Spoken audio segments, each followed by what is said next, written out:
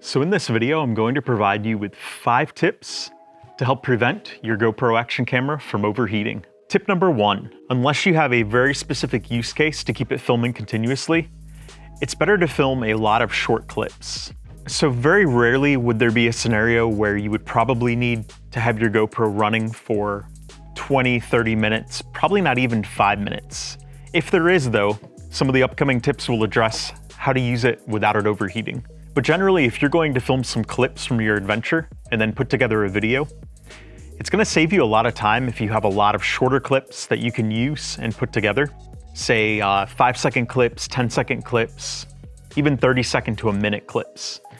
If you have those to edit and put together, that's going to save you a lot of time, and it's also going to prevent this camera from overheating.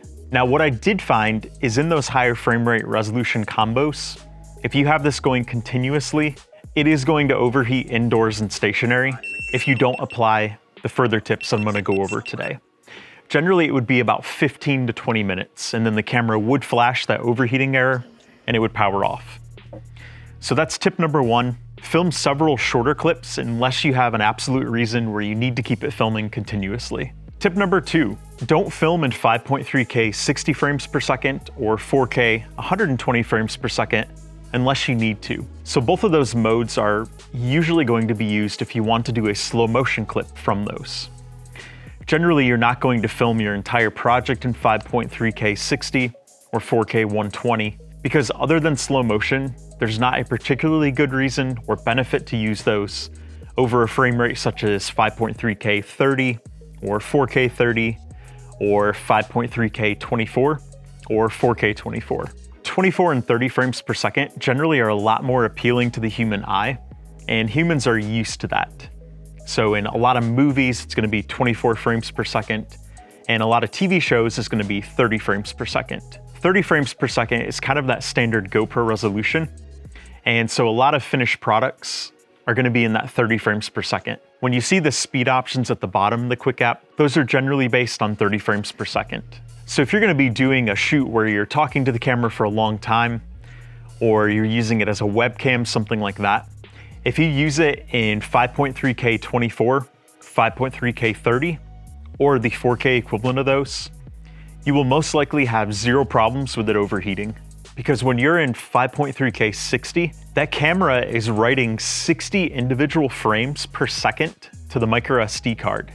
And each of those frames is in that 5.3K resolution.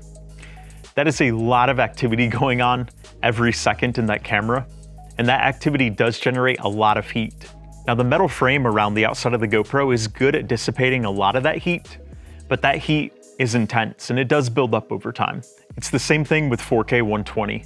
When you do 4K 120, that camera is doing 120 individual frames per second to the MicroSD card, and each of those frames is in that 4K resolution. So that just generates a ton of heat in there, especially at the new 120 megabits per second bitrate that the Hero 11 is capable of. Tip number 3, turn off HYPERSMOOTH if you're using this on a tripod or if the camera's not moving.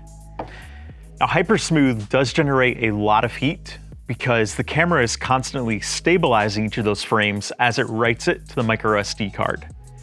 So once again, that puts the GP2 processor through a lot. That GP2 is working hard, doing all of those functions at once. If you have this mounted on a tripod or setting on something, you don't need to have HYPERSMOOTH on because the camera's not going to be moving.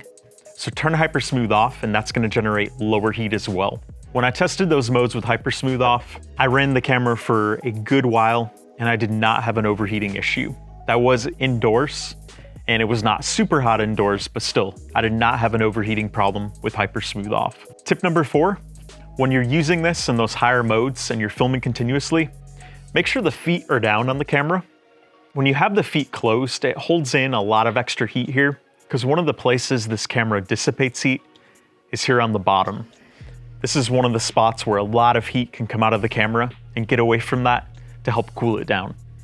So if you're using it indoors especially, if you have it setting here flat like this, it's not able to ventilate down there. So instead, what's a good idea is to have these open and have this connected to a GoPro mount. If you do that, even if the mount's just sitting here flat on a desk, it's gonna help a lot with the heat dissipation. And if you do that with HYPERSMOOTH off combined, it's gonna help even more. You're probably gonna have zero overheating issues. Even if you're indoors in a warm room, it's probably not gonna overheat on you. And finally, tip number 5, make sure you have the proper microSD card. So if you have a microSD card that's not up to the proper specs, this one is up to the proper specs, but if it's not, it's going to generate even more heat because the camera's gonna have to work even harder to attempt to write to the card. And not having the correct microSD card is potentially going to cause you to lose footage or to get footage that's unusable.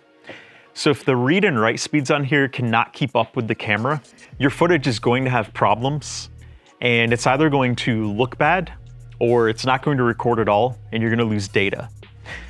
So GoPro has a nice little chart that shows what cards they have tested and approved for their cameras. I recommend referencing that. I also did a short video on this that I linked to above if you would rather watch that. But having the correct microSD card makes a huge difference with a lot of things with this camera. So not only will that help further prevent the overheating, it will also help ensure you don't lose any of your footage. So those are the 5 tips I have for you to help prevent your GoPro from overheating. I hope you found this video to be helpful, and until we talk again, happy GoProing.